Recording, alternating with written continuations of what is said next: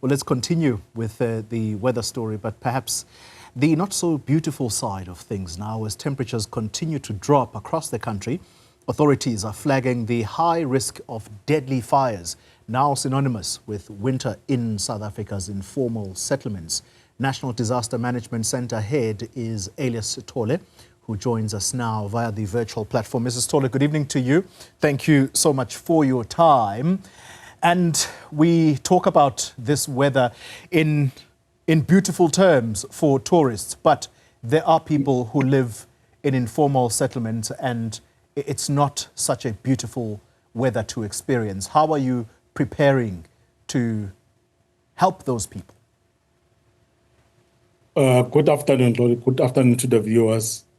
Yes, no, definitely this very cold weather is not good for other people because of their living conditions. But I must indicate that our disaster teams and the fire services teams, they are on high alert and they are also on standby to deal with any eventualities, specifically focusing on the hotspots which we might have identified. Yeah. Let's just assume for a moment that there is a community cut off from either the city or a town to go and buy essentials because perhaps that area is blanketed by snow. How would disaster management be able to help in that situation?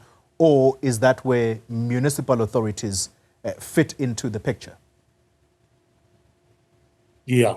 We work with the municipalities because the municipalities are closer to the communities. But those municipalities, they are supported by what we call it the provincial disaster management centers. And then from our side, there's National Disaster Management Center. We then support the provinces and the municipalities in case there are any community where it's been cut off, and then we're able to bring other stakeholders on board to assist and block those areas which might have been affected. Yeah. Communication lines are very critical at a time like this. And so when we talk about those communities, far-flung areas, they're cut off, as we say, how would you be able to communicate with them? How would you know, essentially, that that community is in trouble and we need to get in there? Yeah, look, we've learned a lot from the previous incident of the snowfall, which affected our highways, some of the major routes. And then some of the farmers and the communities, they were affected. So since from then until now, we've made sure that we put contingency in place to deal with issues of communication and then to deal with the issues of transportation. So there are a number of technology which we can deploy if we are experiencing areas which they don't have any network connectivity. But also, what we have done, we've also explored the issue of the technology, like using of the drones, so that you are able to see some of these areas which maybe they might not have, which actually is not easy to access. Yeah. But through the technology, we are able to see those areas and then activate those contingency plans or contingency capability which we have to assist those affected communities. I'm just wondering in my head, and I'm sorry for these questions if they are if they are tripping you somewhat. I'm imagining this very situation we are talking about. A community is cut off. There is perhaps a person who is affected by the cold weather. They're probably suffering from hypothermia, you name it. The quickest mode of transport in such a situation, would that be an aircraft, or is that too expensive at a time like this? I'm just trying to imagine the practicalities here, trying to access an area that clearly is inaccessible because of snow. Look, aerial support, we work with the SAPS and the SNDF. So aerial support depend on the visibility. So if, let me just be specific answering your question. Let's say a particular community has been cut off, but we've got the clear visibility, and then we can actually fly and then reach to those affected communities. We can then deploy the area support, meaning like your helicopters and so on.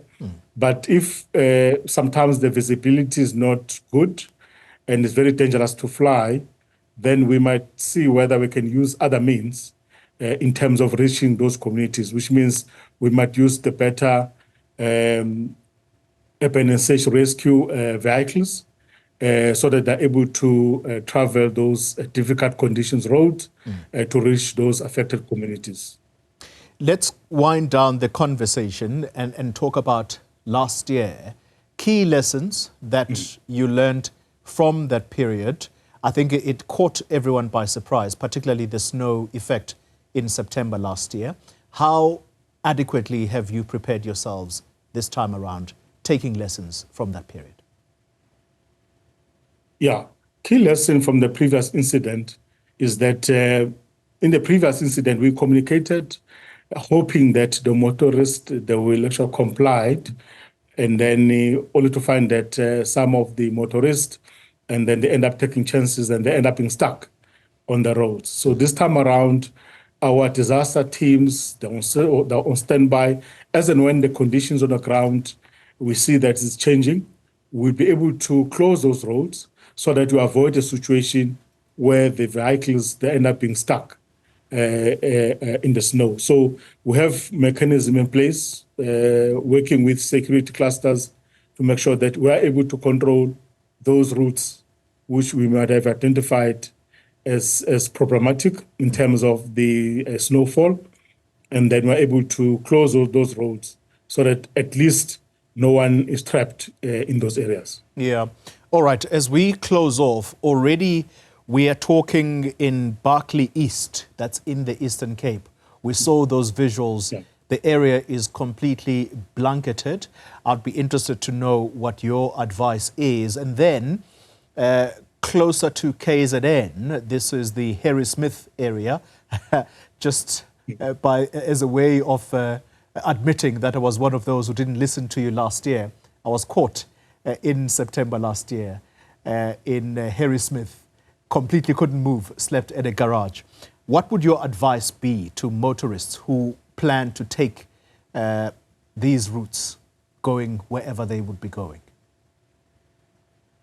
Yeah, we urge motorists to constantly check the weather warnings, areas in the weather warnings which we have identified as hotspots, and then maybe delay their trip going to those areas, because we do communicate extensively, making sure that people actually they avoid those areas which we have identified as hotspots. So I would say communities, they have to comply with the early warnings which we are issuing out. But to those provinces, probably these ones which are affected by heavy rains like your Western Cape, then the communities, they have to be careful in terms of crossing the low-lying bridges. Thank you very much for that advice. Elias Sithole is the head at the National Disaster Management Center. Thank you very much for accommodating us at a time like this. I know you're very busy. Thank you. Thank you very much for fitting us into your busy schedule.